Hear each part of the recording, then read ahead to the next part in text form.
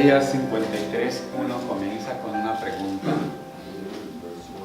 Hay pocos libros en la Biblia, pocos capítulos en la Biblia. Su capítulo comienza con una interrogante, con una pregunta. Isaías 53 es uno de esos. Así que Isaías hace una pregunta que nosotros hemos escuchado muchas veces, y él pregunta: ¿quién ha creído a nuestro anuncio? Comienza Isaías preguntando en este capítulo: ¿quién ha creído a nuestro anuncio? Resulta interesante que este capítulo comienza con esta interrogante, comienza con esta pregunta de que ¿quién creyó en un anuncio? Cuando en el orden lógico debió haberse dado el anuncio y luego preguntar ¿quién creyó? Así que Isaías comienza preguntando por un anuncio que no ha anunciado.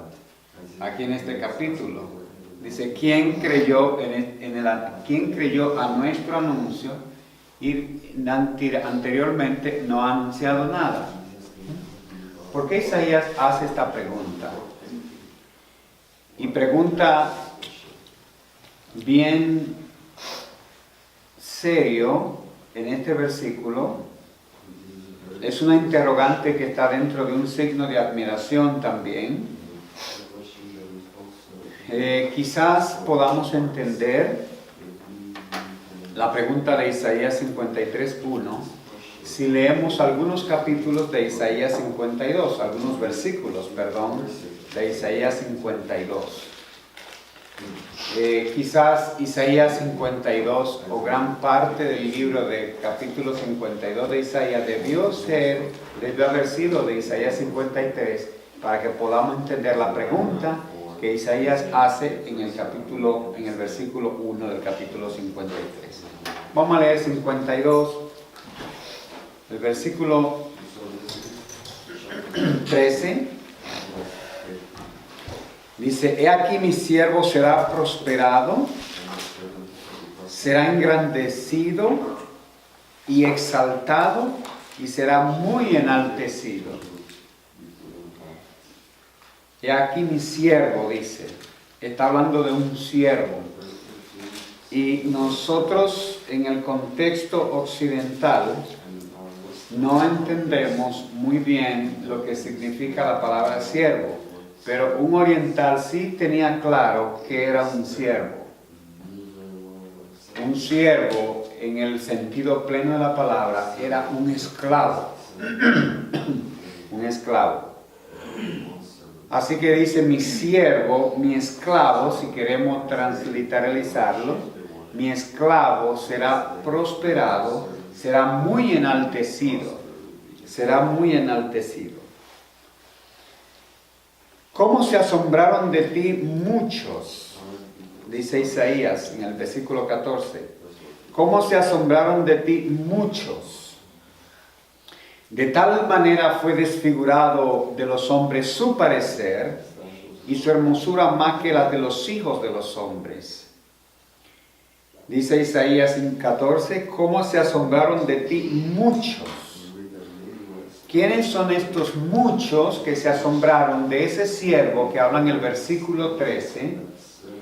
De ese esclavo que habla en el versículo 13, ¿quién es?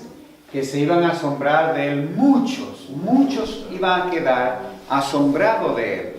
¿Y por qué iban a quedar asombrados de él? El versículo 15 dice: así él rociará muchas naciones. Así él rociará muchas naciones. ¿Y ustedes saben lo que significa rociar? Hermana Noemí, rociar, ¿qué significa en este versículo?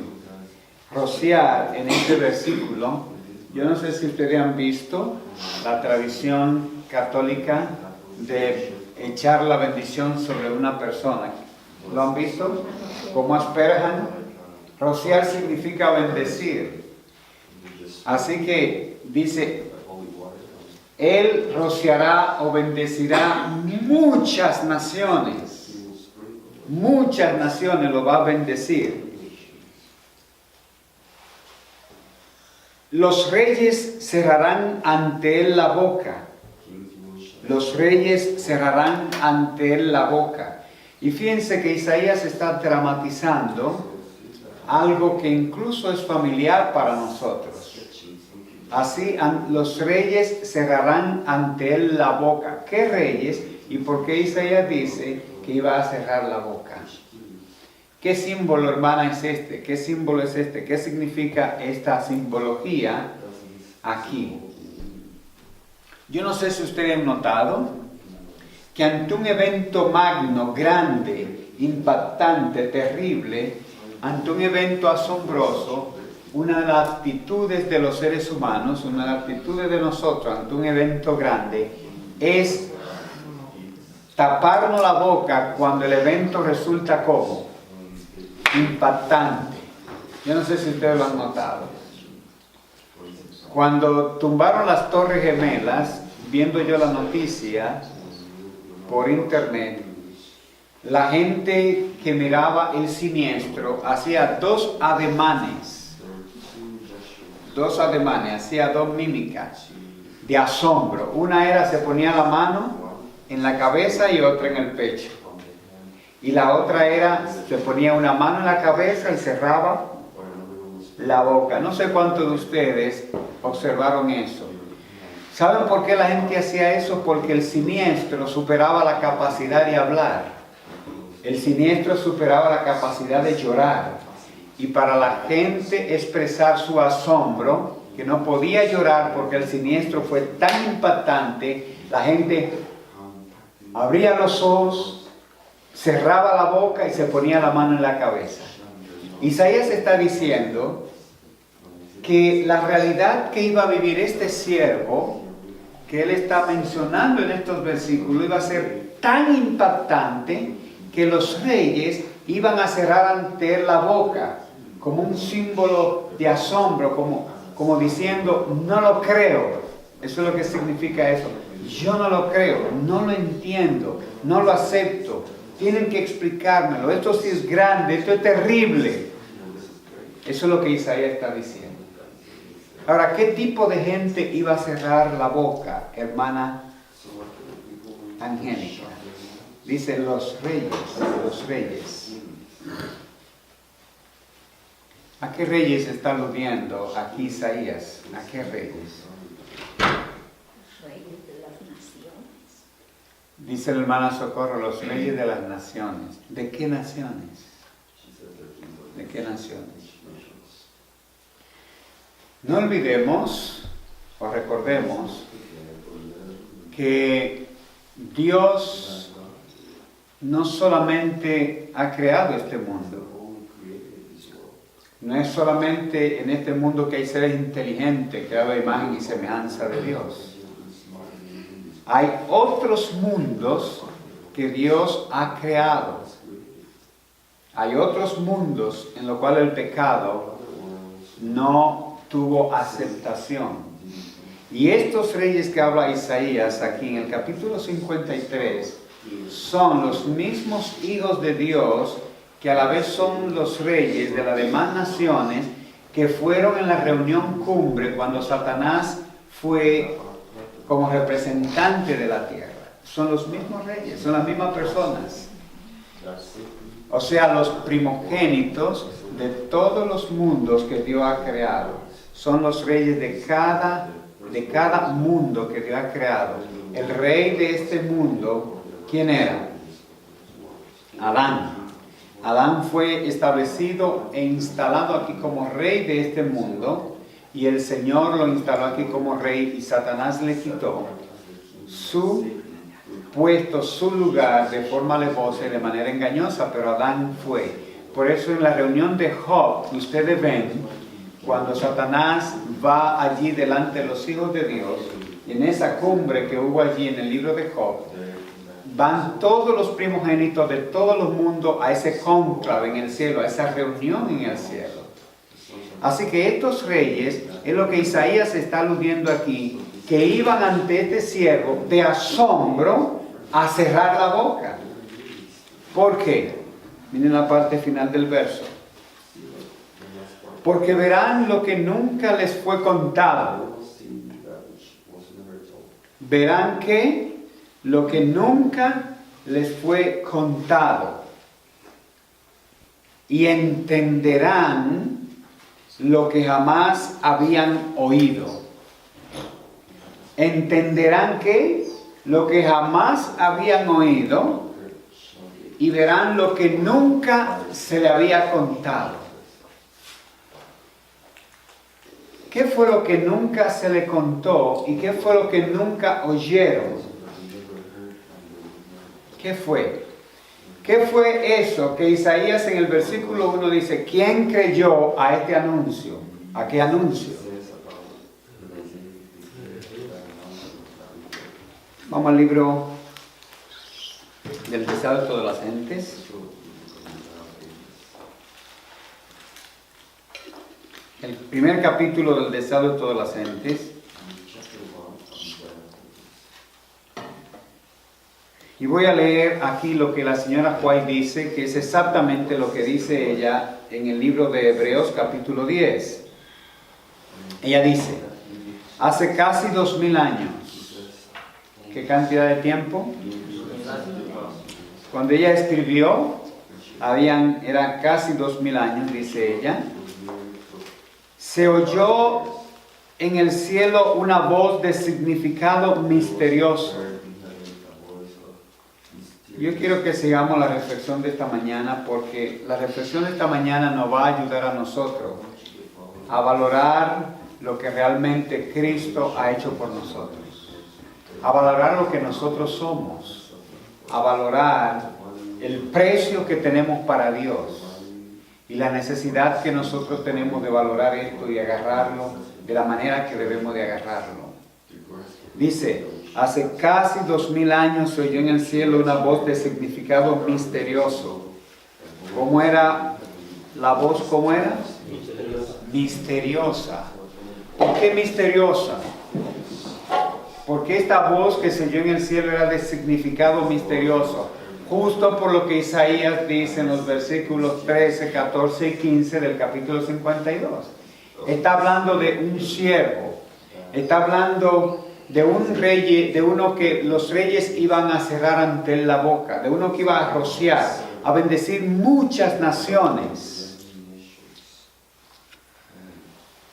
Y dice el texto, esta voz de significado misteriosa que partiendo del trono, salió del mismo trono de Dios, decía, he aquí yo vengo. Sacrificio y ofrenda no lo quisiste, empero un cuerpo me has preparado. He aquí yo vengo, en el rollo del libro está escrito de mí, para hacer, oh Dios, tu voluntad. En estas palabras se anunció el cumplimiento del propósito que había estado oculto desde las edades eternas.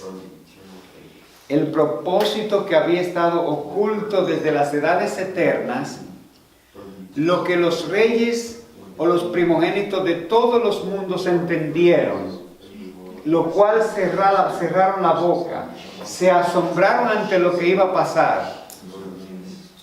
Ese misterio oculto, ¿cuál fue ese misterio? Cristo estaba por visitar nuestro mundo. Yo quiero que importanticemos esto. Esa voz de significado misterioso estaba anunciando que Cristo iba a venir para el planeta Tierra a hacerse hombre, a encarnarse. Cristo dice aquí, estaba por encarnarse, por visitar nuestro mundo y hacerse hombre. Un cuerpo me has preparado, dice Hebreos capítulo 10.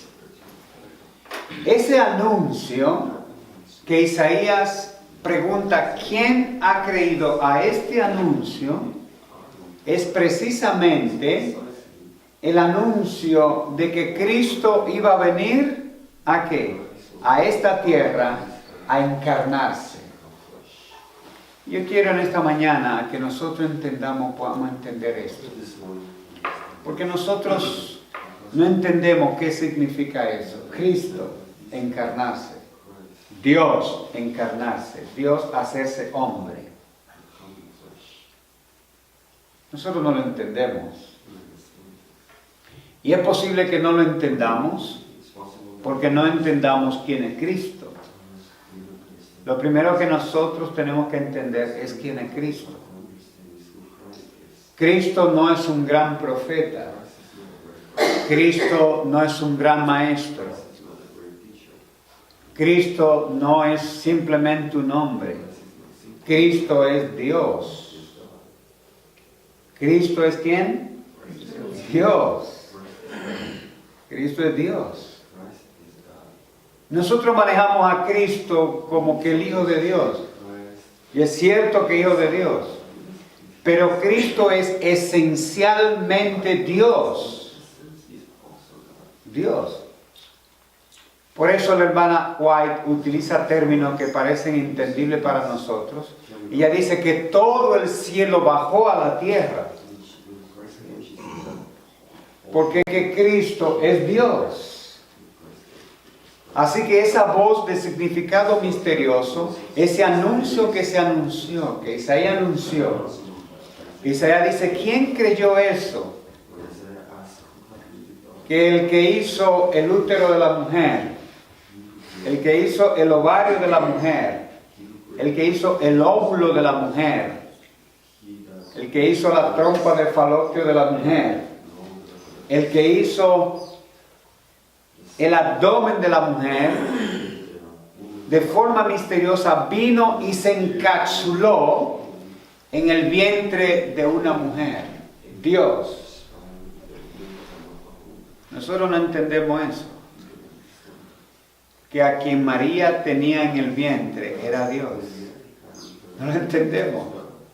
Se nos hace difícil entenderlo. Que quien María dio a luz y lo acostó en un pesebre era Dios, nunca dejó de ser Dios. Porque Dios no deja de ser Dios. Isaías pregunta con asombro, hermano, ¿quién creyó este anuncio? ¿Quién se atrevió a creer esto? ¿Quién se atrevió a creer que el que dormía en la casa de Lázaro, María y Marta, en Betania, a quien se le arreglaba una cama y se le servía una tortillita, un burrito, con un smoothie o con una frutita, ¿quién se atreve a pensar que era Dios el que estaba sentado con Marta, María y Lázaro? Dios. El que andaba por las calles polvorientas de Jerusalén era Dios. Por eso Isaías pregunta, ¿quién creyó esto? ¿Quién lo asimiló? ¿Quién lo aceptó? Y por eso los reyes del universo, los reyes, cierran ante él ¿qué? La boca y dicen, no, que Dios se hizo criatura, que Dios bajó del cielo y se hizo hombre, que pisó el suelo, que anduvo 33 años en medio de los hombres. Hermano, y nosotros no entendemos esto. Yo no sé si a ustedes les repugnan algunas escenas. Tuve la mala oportunidad, no la considero como una buena oportunidad, de estar en Las Vegas. Fui a Las Vegas, caminé un poquito por ahí por Las Vegas, en la ciudad del pecado. Y yo decía, no, yo no estoy en la tierra, yo estoy en otro lugar. era asombrado. Mientras caminaba decía, no, yo no estoy aquí en la tierra. Escenas que repugnaban, bajas, promiscuas, insultantes, degradantes.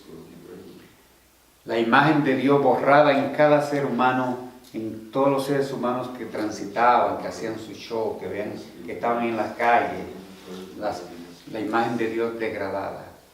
Y decía, si a mí, que soy malo y pecador, eso me hace daño, ¿qué será a la inmaculada presencia y pureza del universo, Dios, cuando Cristo estuvo aquí en la tierra? Nosotros pensamos que Cristo estaba aquí en la tierra y veía al loco, al tartamudo, al endemoniado, y lo veía normal. En cada deformidad, Cristo veía la imagen de Dios degradada. Y para Él, esto era degradante. Para Él esto era triste. Para Él esto era insoportable. Si a usted y a mí nos da pena y nos entristece cuando vemos un homeless, cuando vemos un indigente en la calle, cuando vemos un loco, cuando vemos una persona harapienta, si eso nos repugna, imagínense la pureza del universo, la pureza de todo el cosmos, Dios. Y nosotros no entendemos porque Isaías dice, ¿quién creyó esto?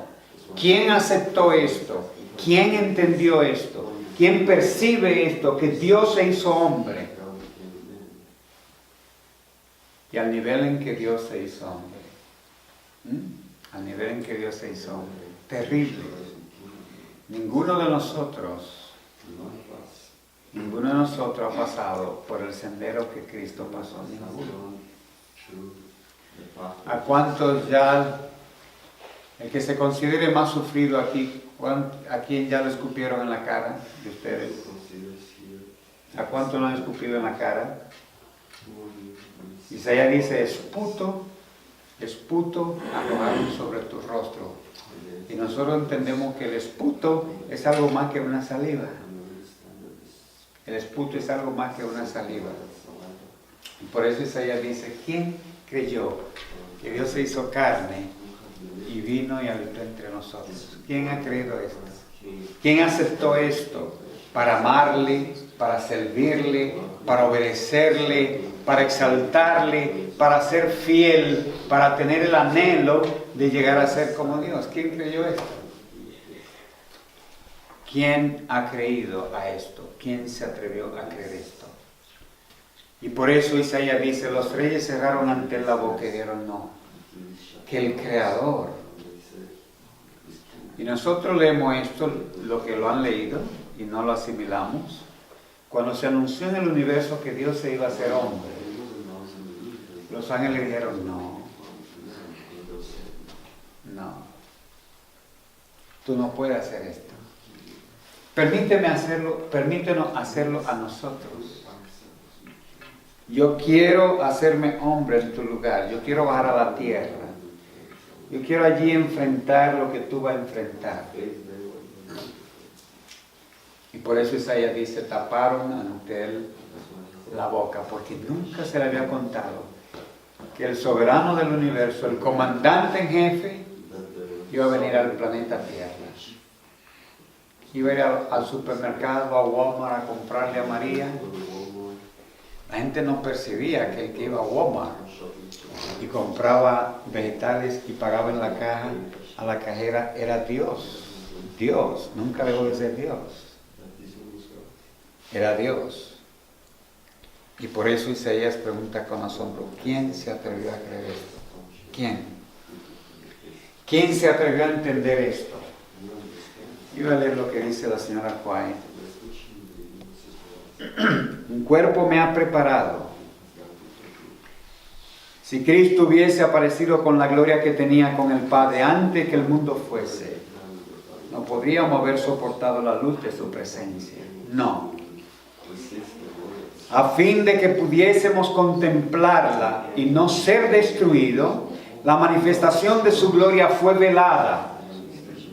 Su divinidad fue cubierta de humanidad. La gloria invisible tomó forma humana y visible. Por eso el apóstol Pablo dice en Timoteo 3:16. El apóstol Pablo en Timoteo 3:16 dice algo maravilloso. Quiero leer lo que dice el apóstol Pablo.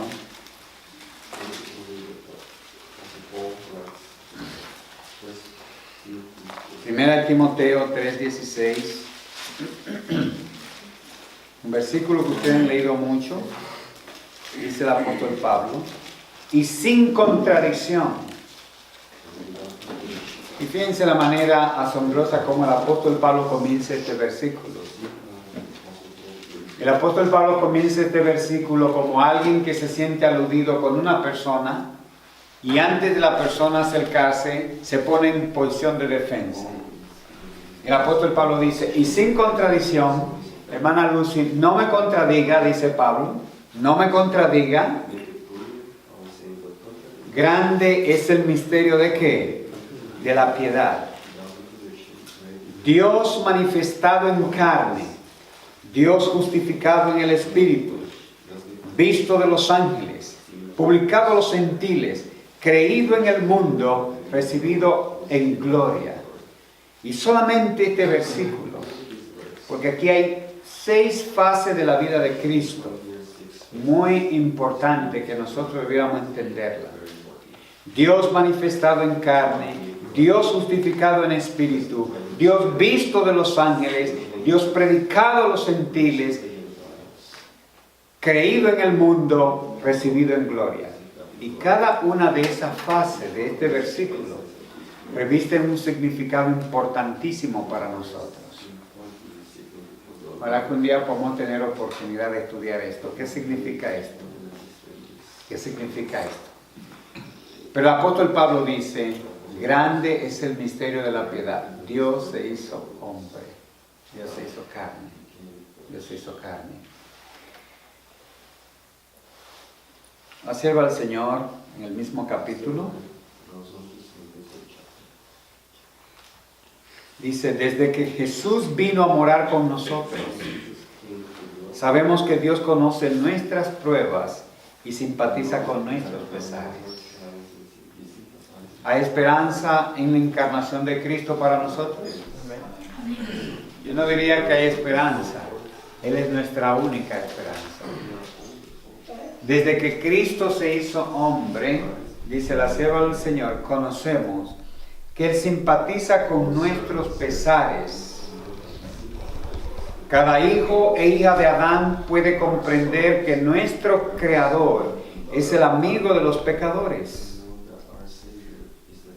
Cristo es el amigo de nosotros, nuestro hermano mayor, o pariente más cercano, como dice el libro de Ruth, nuestro pariente más cercano, nuestro sustituto, pero también nuestro ejemplo, porque si fuera nuestro sustituto, tuviéramos problemas. Si fuera nuestro ejemplo, también tuviéramos problemas. Cristo es nuestro sustituto y también es nuestro ejemplo. Dice la inspiración, porque en toda doctrina de gracia, toda promesa de gozo, todo acto de amor, toda atracción divina presentada en la vida del Salvador en la tierra, vemos a Dios con nosotros. Hermanos, si nosotros no entendemos el asunto de la plenitud del misterio de la piedad, la revelación del misterio de la piedad, la plenitud del misterio de la piedad, es la encarnación de Dios. Es que Dios se hizo carne. Esa es la máxima revelación. De hecho, yo no sé si ustedes entienden.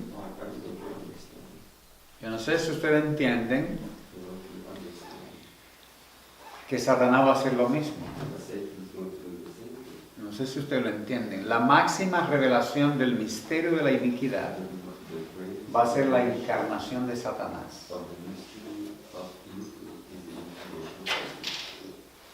Y no sé si ustedes entienden eso y lo han leído muy claro en el Conflicto de los Siglos. La segunda venida de Cristo va a ser falsificada ¿por quién? Por Satanás. Satanás va a tomar cuerpo. Va a tomar cuerpo. La revelación máxima del misterio de la iniquidad es cuando Satanás imite, falsifique la segunda venida de Cristo y va a tomar cuerpo. Y la revelación dice muy claramente que Él va a tomar cuerpo. Y la hermana Juan dice que Él va a salir entre los hombres como un gran taumaturgo, como un gran Elton John, como un benefactor, y va a hacer milagros, va a sanar a la gente. Satanás va a tomar cuerpo. Esa es la máxima expresión del misterio de la iniquidad. Porque la máxima expresión del misterio de la piedad fue que Dios tomó cuerpo y vino y caminó entre nosotros. Satanás va a hacer lo mismo. Por eso, la señora White dice que la segunda venida de Cristo, la falsificación de la segunda venida de Cristo, es la prueba más terrible por la cual el pueblo de Dios en el tiempo del fin va a pasar. Esa es la prueba más terrible. Inclusive la señora White dice que muchos saldrán y recibirán y dirán: aquí a nuestro Dios le hemos esperado y Él nos salvará. Y es simplemente Satanás, va a asumir un cuerpo. Algunos se atreven a hacer conjeturas y han dicho qué cuerpo va a tomar. Yo no llego ahí, pero Satanás va a asumir un cuerpo, Él va a caminar entre la humanidad. Esta va a ser la máxima revelación del misterio de la iniquidad, porque la máxima revelación del misterio de la piedad fue que Dios asumió un cuerpo y vivió y caminó como entre nosotros. Nos reveló su gloria, nos reveló su carácter, nos reveló su amor. Y por eso Isaías pregunta: ¿quién se atrevió a creer a ese anuncio de que Dios se iba a hacer ¿qué? Carne, de que el Señor se iba a hacer hombre, de que iba a asumir nuestra naturaleza? Yo voy a leer 2 párrafos más para concluir en esta mañana. Dios con nosotros es la seguridad de nuestra liberación del pecado, la garantía de nuestro poder para obedecer la ley del cielo. Dios con nosotros. Si nosotros no entendemos esto, si nosotros no agarramos esto por la fe y lo hacemos nuestro, porque todo lo que Satanás está tratando de hacer es separarnos del Señor, separarnos de sus promesas, destruir nuestra confianza, destruir nuestra adoración, destruir nuestra reverencia hacia Él. Eso es todo lo que Él está tratando de hacer. Y nosotros tenemos que entender que Dios con nosotros es la seguridad de nuestra liberación del pecado, la garantía del poder para obedecer la ley. Cristo fue tratado como nosotros merecemos, a fin de que nosotros pudiésemos ser tratados como Él merece. ¿Lo entienden ustedes? ¿Le da eso peso para obedecer y amar a Dios? ¿Le da eso sentido, hermanos, jóvenes, para nosotros identificarnos con Dios? Que Dios fue tratado como nosotros merecemos ser tratados, a fin de que nosotros fuésemos tratados como Él merece ser tratado. Yo alabo a Dios en esta mañana por esto. Es un privilegio. ¿Cómo tratan a Dios en el universo? ¿Cómo tratan a Jesús en el universo? Como lo que es un rey. Y Cristo viene y pasa por lo que yo debo pasar para que yo sea tratado como Él merece ser tratado. Eso debiera despertar en nosotros gratitud, obediencia, sumisión. Y ante el peso y la evidencia de esto tan enorme, tan tremendo, tan grande, tan difícil de creer, es difícil para nosotros abandonar el odio, la maldad, la mentira, el enojo, la rabia. Se hace difícil para nosotros abandonar una vestimenta que Dios no aprueba. Se hace difícil para nosotros abandonar una comida que el Señor no aprueba, una música que Dios no aprueba, ante la manifestación de una gloria tan sublime como esta. Que Cristo es tratado como yo merezco ser tratado, para que a mí me den un trato de Rey de Reyes y Señor de Señores. Eso es lo que dice la revelación. Eso es lo que dice la revelación. Yo quiero que a ti te traten como Rey de Reyes y Señor de Señores. Y yo vengo y soy tratado. Yo no voy a profundizar como esto, porque hay cosas para mí más fáciles de entender que más fácil de explicar. Pero Cristo fue tratado como diablo. Cristo fue tratado como diablo. Y se le llamó diablo. Se llamó diablo. No entendemos eso. Yo no lo entiendo. Y vean la Biblia para que ustedes vean cómo Cristo fue tratado. Se le dijo, en el carácter de Beelzebú, en el nombre de Beelzebú, tú haces eso. ¿Quién era Beelzebú? Satanás. Para que yo sea tratado como Dios. Maravilloso, grande, incomprensible amor de Dios hacia nosotros. Cuando nosotros entendemos eso, cuando nosotros comprendemos eso, nos damos cuenta que ponernos el trapito que Dios dice que nos pongamos es fácil. Vivir donde Dios dice que vivamos también es fácil. Comer lo que Dios dice que debemos comer, hablar, tratarnos como Dios dice que debemos tratarnos es fácil. Porque ¿qué fue lo que no hizo el Señor para lograr que nosotros seamos tratados como Él es tratado? Fue condenado por nuestros pecados, en los que no había participado, a fin de que nosotros pudiésemos ser justificados por su justicia, en la cual no habíamos participado. Él sufrió la muerte nuestra a fin de que nosotros pudiésemos recibir la vida de Él. Hermano, esto es profundo. Cuando usted analiza esto por arriba no le hace nada, pero cuando usted lo entiende, que Cristo muere en mi muerte para darme su vida, yo le voy a decir algo que lo voy a dejar preocupado. ¿Qué muerte fue la que murió Cristo? ¿Qué muerte? La muerte eterna.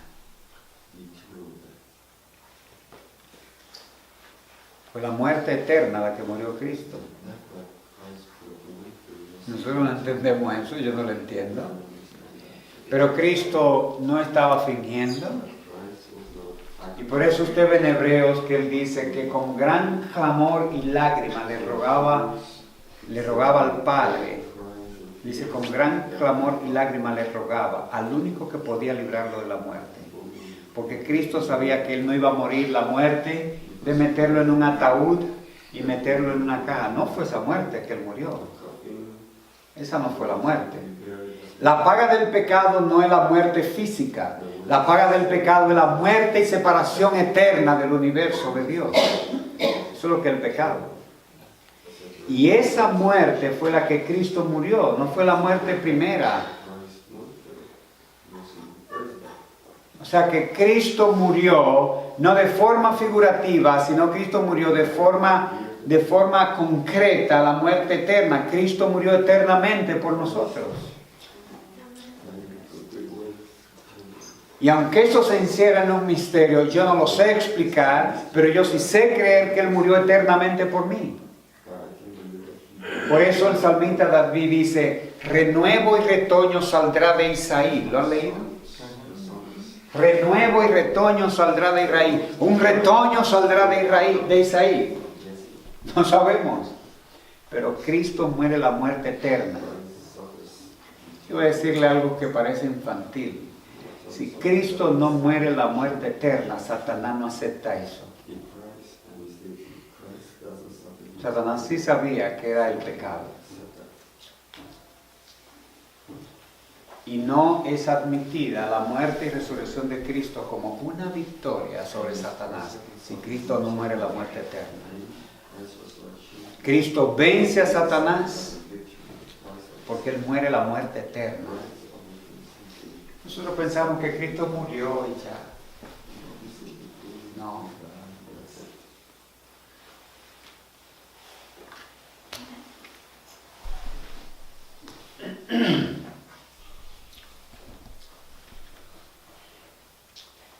Tengo un parrafito aquí señalado, quiero terminar con esto, no quiero cansarlo.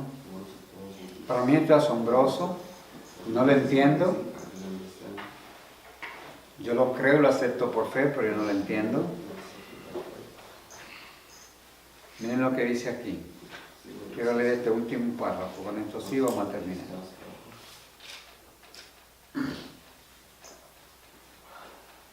Por su vida y su muerte, Cristo logró aún más que restaurar lo que el pecado había arruinado. Y entendamos cada vez que leamos, yo los voy a invitar a que tratemos de entender la semántica de la revelación. Si entendemos la semántica de la revelación y estudiamos las Escrituras a la luz del gran conflicto, podemos entenderlas. Por su vida y su muerte, Cristo logró aún más que restaurar lo que se había perdido. Fue tan absoluto el sacrificio que logró algo más de lo que se había perdido. Era el propósito de Satanás conseguir una eterna separación entre Dios y el hombre, pero en Cristo llegamos a estar más íntimamente unidos a Dios como si nunca hubiésemos pecado. Que Dios me acepte a mí como que yo nunca he mentido. Así Él nos acepta. Que Dios me acepte a mí como que nunca me ha irado, como que nunca me he molestado, como que nunca he matado, como que nunca he robado. Así el Señor a través del sacrificio de Cristo nos acepta. Finalmente dice la inspiración, pero en Cristo llegamos a estar más íntimamente a Dios como si nunca hubiésemos pecado. Al tomar nuestra naturaleza, el Salvador se vinculó con la humanidad por un vínculo que nunca se ha de romper por las edades eternas. Queda ligado con nosotros, porque de tal manera amó Dios al mundo que ha dado a su Hijo unigénito. Lo dio. El Padre lo dio, no solo para que llevase nuestros pecados y muriese como sacrificio por nosotros. Lo dio a la especie caída para siempre. ¿Lo entendemos? ¿Lo aceptamos? El Padre nos regaló a Cristo para siempre. Cristo de nosotros, de nadie más. Él nos lo dio para siempre. Nos dio a Cristo para siempre. Y no nos lo va a quitar. Por eso, hermanos, nosotros tenemos un Dios hombre en el lugar santísimo. Es un hombre. Cuando nosotros clamamos al Señor, nosotros estamos clamando a un hombre que es Dios. Cristo es un hombre. Llevará nuestra carne por las edades eternas. Yo alabo a Dios por esto. Es un motivo para que nosotros nos humillemos ante el Señor, nos convirtamos. Es un motivo para que nosotros amemos al Señor de todo corazón. Aborrezcamos al mundo y por la fe creamos el anuncio de Isaías 53. Nosotros vamos a creer ese anuncio. Un anuncio de salvación, un anuncio de esperanza. Ojalá que nosotros podamos creer esto, hacerlo nuestro, y que el Señor y su encarnación tengan sentido para nosotros desde ahora y para siempre. Que el Señor pueda bendecirnos.